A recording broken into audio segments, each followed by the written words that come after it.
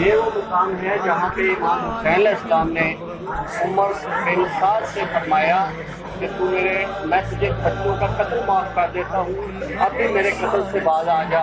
और यजीद ने जो तुझे लालच दिया है तेहरान की हुकूमत करने का, वो तेहरान का है शहर का एक दाना भी नहीं खा सकेगा।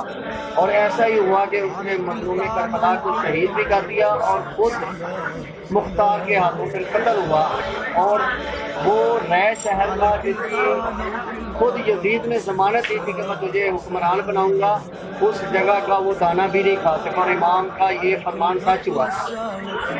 ये बाजार खड़ा है, मुतसिला इमाम हज़रत अब्बास का